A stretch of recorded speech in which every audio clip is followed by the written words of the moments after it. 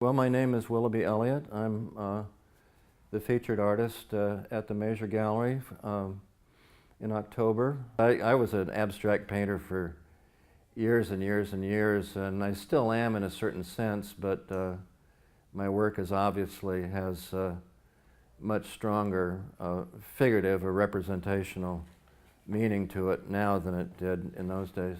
I'm a former teacher at UMass Dartmouth. I was a university professor for 42 years, teaching drawing and painting, and I've been working as a landscape artist on the South Coast and on Martha's Vineyard for many, many years. What you see in the show this month is a reflection of some of the recent work that's come out of my studio.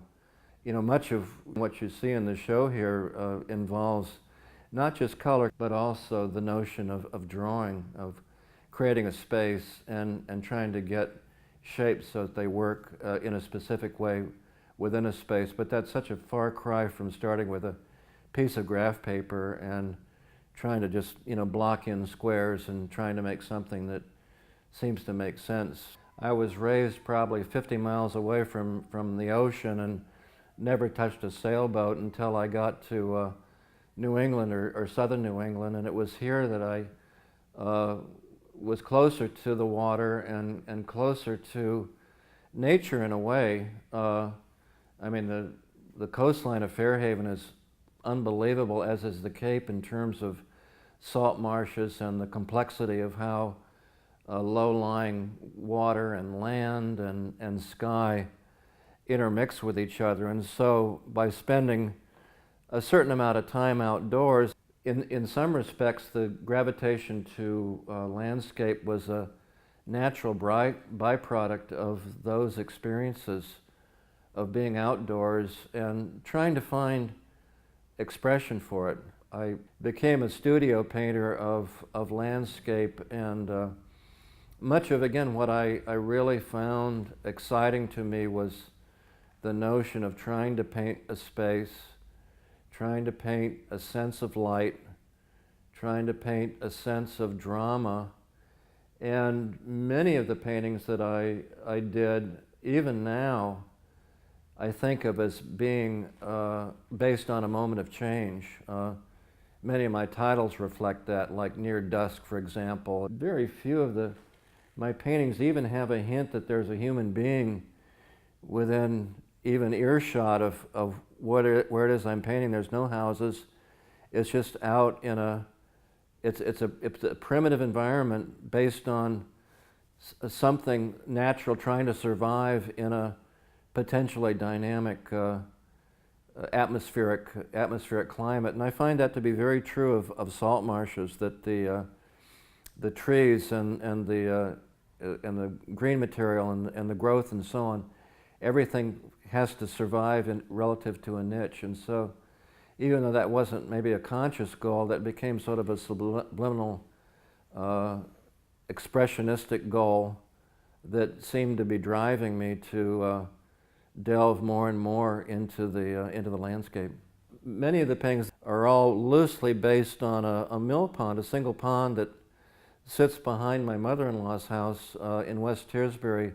The reason I chose that as subject matter is because I'm very familiar with it. I've spent probably 30 years of my life various times during the summer looking at it, and partly because of the fact that I really got interested in that particular spot as subject matter, because it's not particularly big, but it's quiet, and it has almost like to me, almost a spiritual kind of presence. And when I think of that too, I think, well, it also represents probably 100 ponds that exist that people may be aware of, or a body of water that's quiet, that may raise a few swans but doesn't have a lot going on.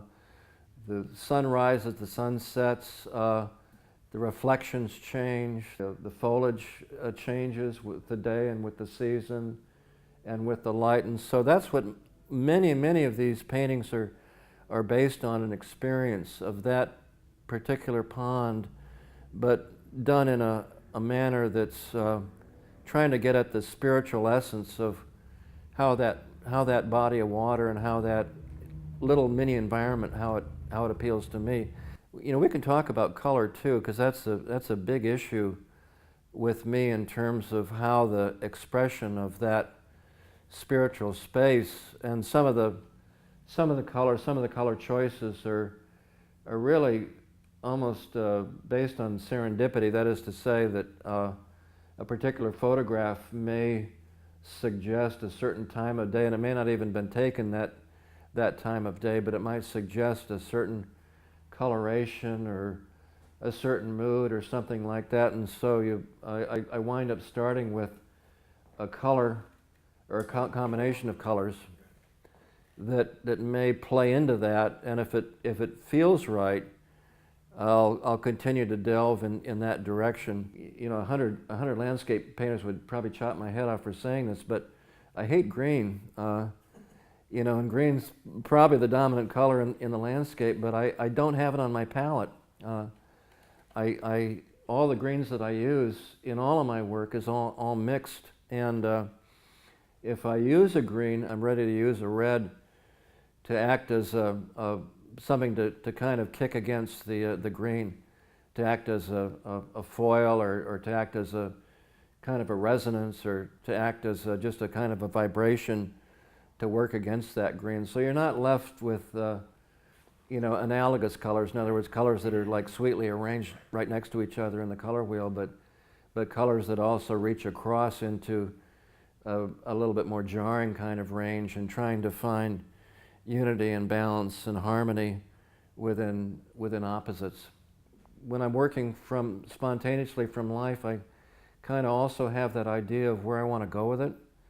So half of the painting will be done on site, half of the painting will be done in the studio and from my head, yeah. And so that's been very exciting. I don't know where that's going to go, but it's been an exciting adjunct to working just strictly. You know, if you're working in the studio from photographs, the sky doesn't change, water doesn't change, none of the colors change. You've got to make it up, and that's exciting. But when you're out there, the goddess is doing it to you too, you know. So you're having to invent it, but it's also being invented for you. So it's that added dialogue that I find kind of intriguing.